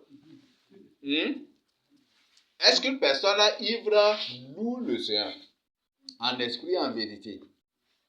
C'est cette loi que Dieu est venu pour abolir. Donc, c'est une preuve que tous ceux qui boivent sont des charnels. Tous ceux qui mangent des choses impures, des animaux morts, des choses impures, sont tous des charnels. Sont tous des ennemis de Dieu, des maudits. Parce qu'ils tordent les enseignements de Paul. C'est ce que Pierre a dit, non? 2 Pierre 3, 14 à 17, c'est ça, non? Des gens mal affermis et ignorants, c'est ça, non? Des gens ignorants et mal affermis, c'est ça, non? Qui tordent les enseignements de Paul pour leur propre personne et pour la perdition des autres. 2 Pierre 3, verset 14 à 18. Mais vous qui êtes avertis, soyez sur vos gardes. C'est ça, non? Je crois que c'est clair ici. Donc ici, l'Africain ne doit pas du tout toucher à ces choses-là. Le vrai disciple de Jésus-Christ ne doit pas du tout toucher à ces choses-là. Et il n'y a rien à retrancher un peu pour être petit au ciel. Ça. Jésus ne nous a pas du tout appelé pour cela. Je crois que c'est clair. Jésus ne nous a pas du tout appelé. Et il n'y a aucun disciple qui a retranché un peu pour être petit au ciel. Ça n'existe pas. Parce qu'on vient de dire que si quelqu'un agite ou retranche, cette personne n'a pas du tout droit à la vie éternelle. Ni à la vie sainte. C'est ça, non? C'est clair. Et c'est ce qui fait que certains de nos pères, même la Bible le dit, que quand nos frères vont retourner dans la terre sainte ici au Tchad, quand ils vont retourner, il y a ceux-là que Dieu ne permettra pas du tout qu'ils mettent les pieds ici au Tchad. Parce qu'ils se sont rendus tellement impurs que Dieu dit qu'il va les amener ailleurs. Et ils seront exterminés, ils seront tués. Les prophètes ont parlé de ça. Alors, faites vraiment attention. C'est pour ça que Jean 3, l'apôtre Jean nous avertit aussi les mêmes choses ici dans Jean 3 à 10. Qui va nous lire à haute voix?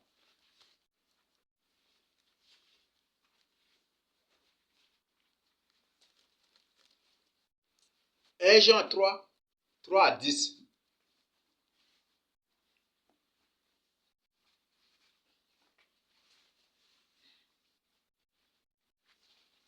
Après Hébreu, c'est... On va trouver Jacques, non? Jean 3, 3 à 10 dit ceci. Quiconque a cette espérance en lui se purifie. Quiconque a lui cette espérance doit se purifier. Comme lui-même est pur. Comme lui-même est pur. Quiconque... Dieu lui-même est pur, c'est ça, non? Tu manges des choses impures, tu deviens impur, c'est ça, non? Dieu a dit, je vous ai choisi pour que vous soyez un peuple saint pour moi. Le synonyme de choisir, c'est quoi? De choisir, c'est élire, c'est ça, non? Je vous ai élu pour que vous soyez un peuple saint pour moi. Car vous serez saint, parce que je suis saint, c'est ça, non? C'est ça, non? Et élu en ça, là, qu'on dit gracie. Donc, c'est ça. Donc, la grâce, c'est être élu. Dieu nous a pas élus, Dieu nous a pas du tout élus pour le désordre. Ce qui fait que même dans 1 Thessaloniciens 4, 1 à 7, qui a lu ça une fois dans sa vie? Et dans 2 Corinthiens 14, verset 33, qu'est-ce que Dieu dit? Car notre Dieu n'est pas un Dieu de désordre. C'est ça, non? Dieu n'est pas un Dieu de désordre. Tous ceux qui mangent des choses impures, qui se livrent à l'alcool, qui boivent, qui font ceci, et qui disent, non, c'est la grâce. Non, la grâce n'est pas le désordre. Tous ces gens sont des maudits. Des gens qui sont hors de la loi de Dieu, qui sont hors du Dieu saint de Dieu, qui ne sont pas du tout des enfants de Dieu. Et ces choses sont charnelles. C'est ça, non? Paul même à quelque part a dit que ces gens sont pour Dieu leur ventre. L'alcool, là, ça part où? Dans le ventre. Les animaux impurs, ça part où? Dans le ventre. C'est ça, non? Ou ça part dans leur dos. Donc, ces gens sont pour Dieu leur ventre. Ce qui fait qu'ils sont prêts à tordre les Écritures qu'eux-mêmes ont mal compris, qu'ils y ont pour prêcher, pour se justifier. Parce qu'une personne qui boit et qui découvre que ses fidèles le connaissent, s'il refuse de se repentir, il va chercher toujours les blablabla pour se justifier avec. C'est ça, non? Voilà. Donc, c'est ce qui se passe aujourd'hui. Même ceux qui se prostituent, dès que les fidèles découvrent que c'est des pasteurs désordonnés, des serviteurs désordonnés, ils font tout pour trouver un verset biblique pour se justifier. Ne condamnez pas les serviteurs de Dieu, car Dieu a le pouvoir de les relever et de dire, il y a même certains qui le disent, c'est ça, non? Ne jugez pas les serviteurs de Dieu. C'est ça, non? Élie, c'est un serviteur de Dieu. Samuel, c'est un enfant. Mais Dieu a passé par là, Samuel, là, pour juger, condamner même, non? Prononcer une sentence contre Élie, c'est ça, non? Voilà. Donc, tout serviteur de Dieu qui pêche est réprochable. C'est pourquoi la Bible nous recommande toujours d'être irréprochable et irrépréhensible. C'est ça, non? Beaucoup de gens lisent ces mots sans les comprendre aussi. Oui. Quiconque pêche transgresse la loi. Quiconque pêche transgresse la loi. C'est ça, non? Si Dieu condamne la loi, si Dieu condamne ses commandements, est-ce que c'est ça? Dieu va dire que celui qui pêche transgresse sa loi encore. Il s'agit de la loi des sacrifices que Dieu a abolis. C'est bon? C'est la loi des sacrifices, la loi des ablutions, la loi de prise de l'alcool. Toutes ces lois que Dieu a abolies. Aujourd'hui, ce qui fait que les pasteurs, en prêchant, ils disent, non, Dieu n'a pas... Non, qu'on n'est sauvé par la grâce de Dieu. Et c'est les pasteurs eux-mêmes qui apprennent à leur fidèles de taper leur maman. C'est ça, non? Ça se passe, non? Ah, mais quand ils disent que nous sommes sauvés par la grâce de Dieu, que voilà les lois là, les commandements de Dieu, ce sont des œuvres de Dieu. Jésus est venu pour abolir les œuvres là. Ce qui fait qu'eux-mêmes, ils apprennent à taper leur maman, à taper leur papa, en fait de problème à leur grand frère. C'est ça, non? Vrai ou faux? Et aujourd'hui, c'est des serviteurs de Dieu qui sont la cause des violences, de la mentir en os, de la violence, des crimes et des désordres aujourd'hui dans la société. Même la pauvreté aujourd'hui, dans la société, la cause, c'est les soi-disant et prétendus serviteurs de Dieu. Oui? Et le péché est la transgression de la loi. Le péché, c'est la transgression de la loi. Or, vous le savez, Jésus apparut pour ôter les péchés. Il n'y a point en lui de péché. Quiconque demeure en lui ne pêche point. Quiconque demeure en lui ne pêche point. Quiconque pêche ne l'a pas vu. Il ne l'a pas vu. Il ne l'a pas connu. Il ne l'a pas connu. C'est ça, non? Nous continuons. Petits enfants, que personne ne vous séduise. Que personne ne vous séduise. Vous voyez? Ceux-là qui présentent des versets pour permettre aux gens de boire de l'alcool, parce qu'eux-mêmes, ils sont des buveurs. Ils sont en train de séduire les gens, non? Ceux-là qui disent que Dieu n'a pas condamné la consommation des choses mortes, des animaux impurs, des abominations, que Jésus est mort sur la croix de Golgotha pour que nous mangions les cafards, les grenouilles. Aujourd'hui, c'est... Vous voyez, ils sont en train de séduire les gens, non? Ce sont des séducteurs. Même à 1 Jean 2, quelque part, que plusieurs séducteurs sont entrés dans le monde. Ils travaillent pour qui? Pour l'Antichrist. C'est ça que la Bible le dit, non? Ces séducteurs ou ces transformateurs religieux là, c'est ça leur travail. Celui qui pratique la justice est juste, comme lui-même est juste. Celui qui pêche est du diable. Celui qui pêche est du diable. Celui qui boit de l'alcool, qui mange des cochons, qui mange des canards, qui mange des... Même c'est des coqs, des poulets déjà morts. Tous ces gens sont du diable. Ça va? Car le diable pêche dès le commencement. Le Fils de Dieu apparut afin de détruire les œuvres du diable. Quiconque est né de Dieu ne pratique pas le péché. Ne pratique pas le péché. C'est quoi? C'est clair, non? Jésus est venu pour détruire les œuvres du diable et non pour promouvoir les œuvres du diable. Je vous ai expliqué. Dans toutes les choses impures que nous mangeons, c'est tout des maladies. Même les silures, les silures même que les gens mangent là. Quand tu manges, ça te crée des maladies. Il y a des gens qu'en aspirant seulement l'odeur, ils vomissent. Il y a des gens qu'après avoir mangé, ça crée des ganglions sur leur corps. C'est ça, non? Ce n'est pas pour rien que Dieu a condamné les choses impures. Même les gargas, c'est tout cela là. C'est des choses que Dieu condamne. Les colets, les ânes, les chevaux, les chameaux, tout cela, ce sont des choses impures. Ce sont des choses impures, des choses abominables. Ça ne t'aide pas, ça détruit, ça dégrade ta santé. Ce n'est pas pour rien que Dieu a peur de condamner cela. Et derrière ces choses se trouvent des démons.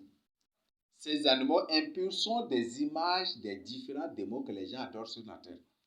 Beaucoup de gens ne savent pas.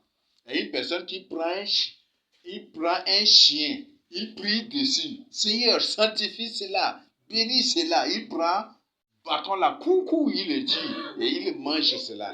Il dit, il le mange au nom de Jésus. Même les chats, les gens mangent. Les chats, les gens mangent. Ils disent que c'est au nom de Jésus parce que Jésus est mort sur la croix de Golgotha pour sanctifier tout cela. Jésus est venu pour notre ventre ou pour notre salut. Il y a une différence. Jésus a chassé même des gens qui le suivaient à cause de leur ventre, c'est ça, non? C'est ainsi qu'ils sont déjà chassés aussi. Ils sont chassés. Parce que dès qu'ils suivaient Jésus pour leur ventre, mais dès que Jésus commençait par leur dire la vérité, ils se sont dit, c'est difficile, non? Ils sont retournés, ils sont partis, non? Donc, voilà. Donc, c'est des gens qui sont loin de la vérité. Ce sont des séducteurs envoyés par l'antichrist, des séducteurs envoyés par l'antichrist pourra duper, séduire les gens, tromper les gens, manipuler les gens pour vivre dans le péché. Parce que si le monde ne vit pas dans le péché, l'antichrist ne peut pas rien sur eux. L'antichrist ne peut pas rien sur le monde si le monde ne vit pas dans le péché. Et ces séducteurs sont envoyés pour séduire les enfants de Dieu, mais pour vivre dans le péché. Enfin, qu'au lieu d'adorer Dieu, ils adorent l'antichrist. Vous savez, il y a un mystère dans le nom même de Jésus. Le nom de Jésus même est clair. Hein? Par exemple, en ça, c'est Jésus. Jésus. Donc, Jésus là, J c'est Dieu. Même phonétiquement, même c'est ça aussi. C'est Jésus. Jésus, il a vaincu Satan. C'est ça, non? Jésus. Ça, la lecture normale, c'est Jésus. C'est ça, non? Mais la lecture à l'envers, ça devient quoi? Sous, c'est Dieu. Donc, c'est ça. C'est ça, non? Ce qui fait que les gens sont en train de marcher avec Satan, avec le diable sans le savoir. Sous, c'est Dieu, c'est ça, non? Écrivez Jésus, là. Et lisez ça phonétiquement. Même c'est même en ça, donc c'est un écrit même phonétique aussi. On ne dit pas Jésus, mais on dit plutôt Jésus. C'est un nom phonétique même. Écrit, c'est un nom transcrit.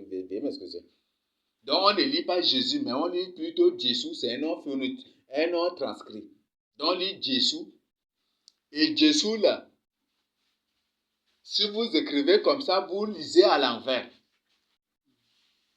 Hein? Si vous lisez de droite à gauche, ça devient quoi? Parce que l'islam, c'est mensonge. Donc, ce qui fait que l'islam commence de gauche à...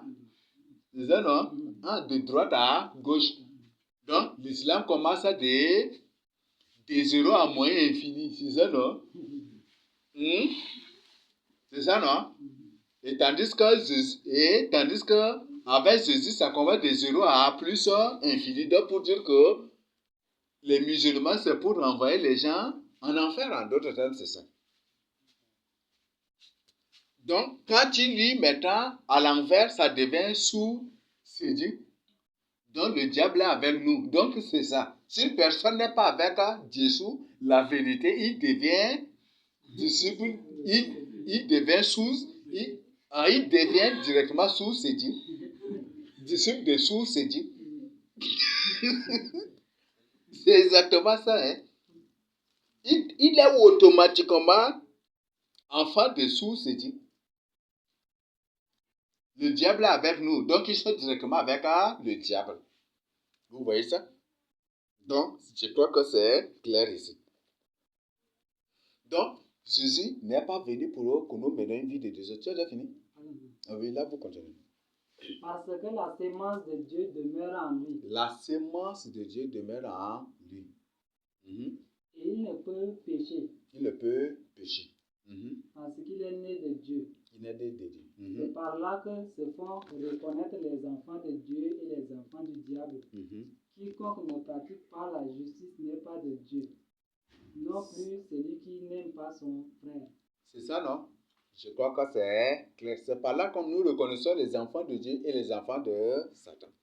Les enfants de Satan sont toujours violents, injurieux, belliqueux, arrogants, orgueilleux, vantards. Complotent toujours. Sont toujours des sanguinaires. Déjà prêts à tuer. Ils n'ont pas pitié. Les enfants de Dieu sont comme ça. Je dis les enfants de Satan sont toujours comme ça. Ils sont arrogants, violents, bavards, têtus, désobéissants. Veuillez m'excuser, ils sont incroyables. Hein? Ils sont incroyables carrément. C'est des phénomènes. Pas des phénomènes par leur nouveauté, mais des phénomènes comme ça, naturels. Des phénomènes comme ça. Donc, c'est ce qu'ils sont. Déjà injuriés, prêts à insulter, prêts à taper, à humilier, à insulter. Prêts à verser le sang. Emprisonné, à comploter pour lui. Il a dû faire la volonté de Dieu. Ce sont des gens qui sont créés par un seul mot. Ce sont des gens qui sont créés par un seul mot. Ils sont créés par un seul mot. Et c'est ça. Voilà ce que nous devons savoir. La Bible est très claire ici. Nous avons beaucoup d'autres références bibliques. Qui va nous lire Luc 16, verset 17.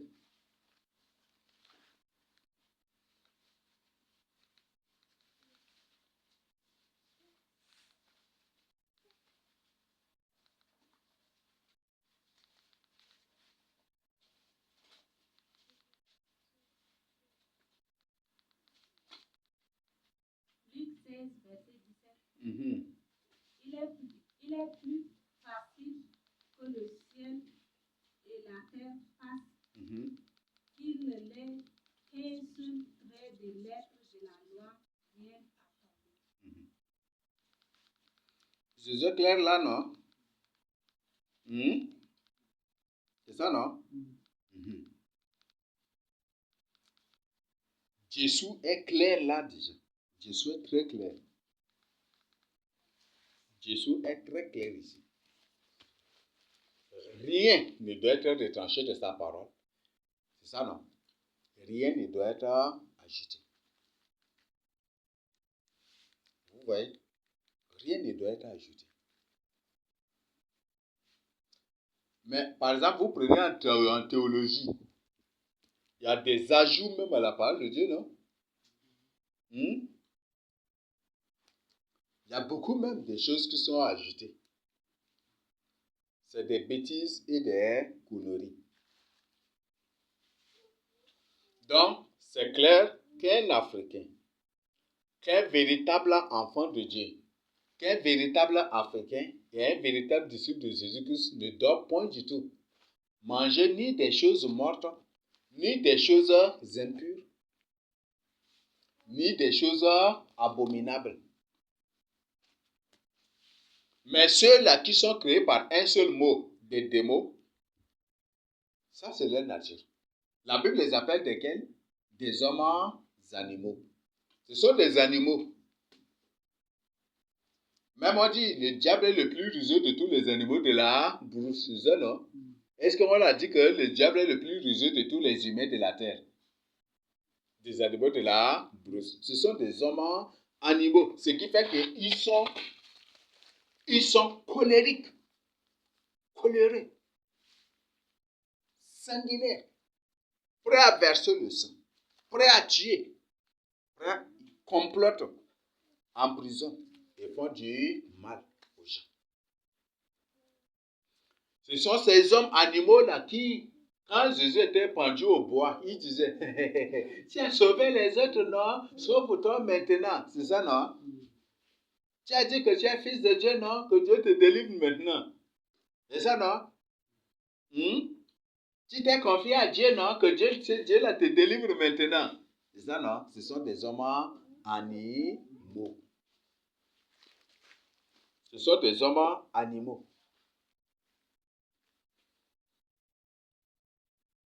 Ce ne sont pas des humains normaux. Donc, Jésus les a appelés race de vipères. Des enfants de serpents. Jean-Baptiste les a appelés aussi ainsi. Donc, ce ne sont pas des humains normaux. Mais comme ce sont des animaux, les animaux là, ils mangent tout, non? Parce qu'eux, ils sont différents des animaux. C'est ça, non? Ce qui fait qu'ils mangent tout. Les humains, ils mangent. Ce qui fait qu'aujourd'hui, tu trouves, même des gens disent, même si on transforme, il y a des gens qui disent, même si on transforme un humain sous mes yeux en vache, en poulet, je vais l'égorger pour le manger. Vous voyez, ce sont des hommes animaux. Les descendants des géants. C'est ce qu'ils avaient fait dans Noé, dans Genèse 6, là. C'est ce qu'ils se reproduisent. Ce sont des hommes animaux. Ce ne sont pas des humains normaux, créés à l'image et à la ressemblance de Dieu. Et ces hommes animaux ont toujours quelque chose dans leur corps ou sur leur corps là, qui va te permettre de les reconnaître. Ils sont maudits. Quand Dieu a maudit Caïn, après, pour avoir tué son frère Abel, Dieu a mis un signe sur lui, non? Eux aussi, ils ont des signes sur eux. Ces signes-là, ça te permet de les reconnaître facilement. Ils ont ces signes-là sur eux.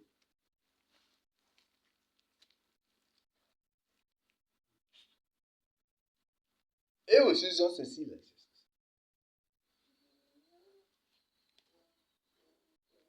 Et c'est ça. Donc, voilà ce que vous devez savoir. Faites attention. Comment Jean 1, Jean 3 nous avertit. Faites attention, que nous devons faire attention de faire d'être séduits. C'est ça, non? Ne vous laissez pas séduire. C'est ça, non? Oui, c'est quoi là? Que nous ne devons pas du tout nous laisser séduire. Et je crois que dans Colossiens 2, verset 8, qu'est-ce que Paul dit? Que nous devons prendre garde, faire attention de ne pas être emportés par des venants philosophies. Quand on parle de la philosophie, on parle des sectes. Parce que les sectes dans certains pays sont appelées des philosophies. Sont appelées la philosophie dans certains pays. Et la philosophie même, c'est une secte aussi. La philosophie, c'est une secte des sectes, ce qui fait qu'on dit qu'elle est la mère de toutes choses. Là, vous le savez, non? Vous n'avez pas appris. Que la philosophie est la mère de toutes les sectes, de toutes les sciences. Pourquoi? C'est que Satan a fait avec Ève, là, c'était de la philosophie, non? Vous voyez, Satan répond à la question de Ève par une question piégée. C'est ça, non? C'est ça la maïtika socratique. Vous n'avez pas appris ça? Hein? Là, déjà permis, j'ai consulté beaucoup des œuvres. Bon, des œuvres écrites par les disciples de Socrate et attribuées à Socrate. J'ai beaucoup lu de ces œuvres-là. Mais c'est toujours les mêmes choses. Et je crois que le monde entier sait, non, que les Chadiens, c'est des gens qui répondent aux questions par une question, c'est ça, non? Donc, des grands philosophes sont des Chadiens. Ils disent, c'est pas moi qui ai inventé, hein. Même ils ont joué de théâtre, de comédie. Ils disent, les Chadiens, c'est des gens qui répondent à une question par une question. C'est une information que l'antichrist, c'est un Chadien. Parce que Socrate, là, c'est Satan, non? C'est Lucifer, non? C'est Satan lui-même. Ce qui fait qu'on dit que voilà, Socrate est le père de la lumière, des trucs. Socrate, là, c'est ça, c'est Satan, c'est Lucifer. Et celui qui est l'antichrist, là. Donc, Socrate, c'est ça. Donc, et le monde entier sait que n'importe quel Chadien répond toujours à une question par une question. C'est ça, non? Et même, je crois que Jésus a un peu tendance de faire ça, non? Vous lisez aussi les évangiles, vous allez trouver aussi, non? Hein? Maître, que dois-je faire pour être sauvé? Il dit, mais qu'est-ce qui est écrit dans la loi? Lui aussi, il est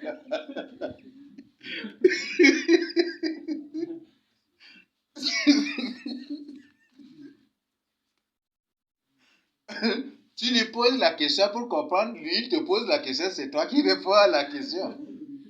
Lui qui prétend ne pas savoir, quand Jésus a répondu à sa question, lui-même il a donné la réponse à sa question. C'est ça, Jésus est venu pour compléter. Et c'est ça qu'ils mettent, c'est ça que Socrate, Satan, l'antichrist a imité. Et c'est ça qu'on l'appelle Socrate là. C'est ça, la maïtika socratique. Donc c'est ça. Le questionnement perpétuel, l'art d'éthique. Voilà, donc je voudrais que Vous vous réveillez aujourd'hui, que les Africains se réveillent. Parce qu'on est au temps de rétablissement. Si Dieu rétablit notre mémoire, c'est notre rétablissement aussi. On est en train de voir à pas ferrer. C'est ça, non?